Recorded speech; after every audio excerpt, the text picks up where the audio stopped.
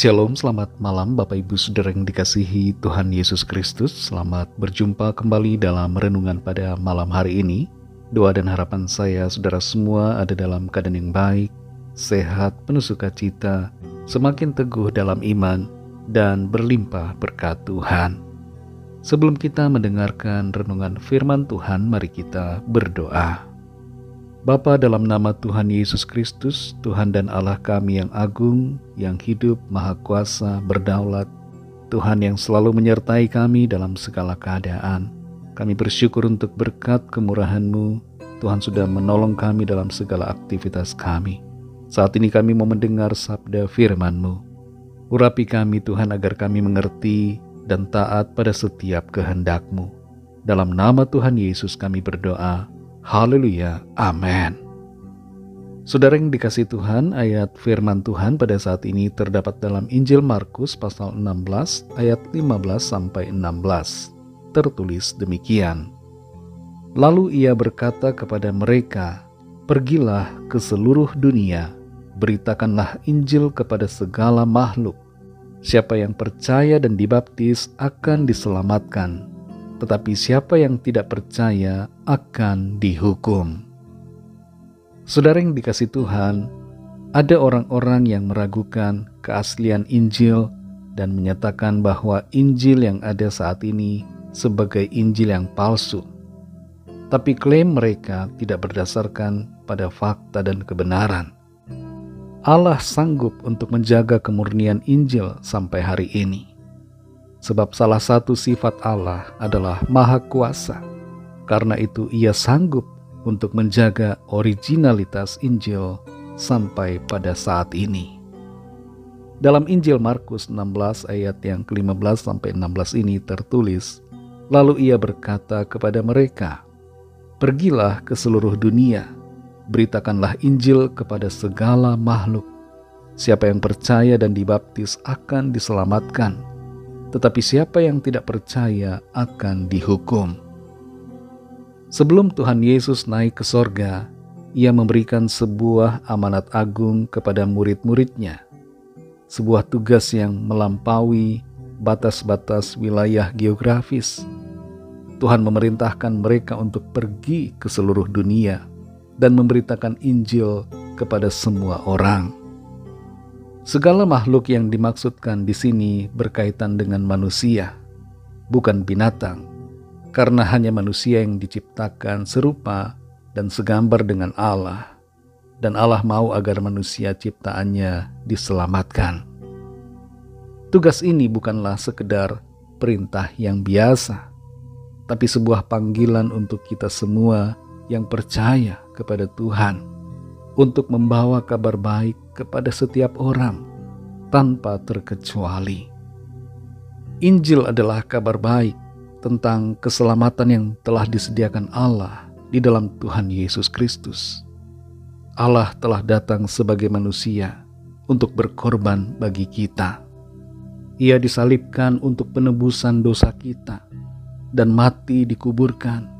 Ia bangkit pada hari yang ketiga dan naik ke sorga serta akan datang kembali di akhir zaman. Injil bukanlah hanya sebuah fakta sejarah, tapi merupakan kekuatan Allah yang menyelamatkan setiap orang yang percaya. Dengan jelas di sini Tuhan Yesus menyatakan bahwa siapa yang percaya dan dibaptis akan diselamatkan. Percaya di sini bukan hanya sekedar pengakuan dari mulut kita, tapi sebuah keyakinan iman dari dalam hati dan memancar dalam perbuatan kita. Iman yang tertuju kepada Tuhan Yesus sebagai Tuhan dan Juru Selamat. Iman yang sejati akan memancar dalam tindakan dan perubahan hidup kita sehari-hari.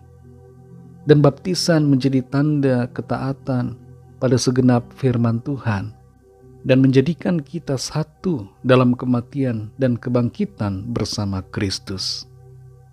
Dalam perintah ini terdapat peringatan yang sangat serius. Dinyatakan bahwa siapa yang tidak percaya akan dihukum. Ini menunjukkan bahwa menerima atau menolak Injil menerima atau menolak Tuhan Yesus adalah keputusan yang sangat penting dengan konsekuensi yang kekal. Pilihan untuk tidak percaya akan membawa kepada kebinasaan. Dan karena itu, tugas kita semua sebagai orang-orang yang percaya adalah menyampaikan Injil dengan penuh kasih dan sungguh-sungguh, agar orang-orang lain yang belum percaya menjadi percaya dan diselamatkan dalam kasih karunia Tuhan.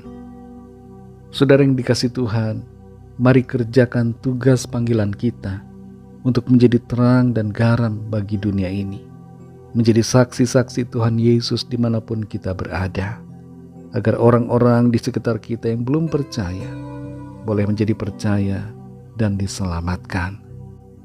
Kalau ada di antara saudara yang mendengar firman Tuhan ini masih belum percaya kepada Tuhan Yesus, mari buka hati saudara, percayalah kepadanya dan terimalah anugerah keselamatan dan kehidupan kekal yang dari Tuhan. Ikutilah doa saya. Tuhan Yesus, aku percaya Engkau adalah Allah yang telah datang sebagai manusia.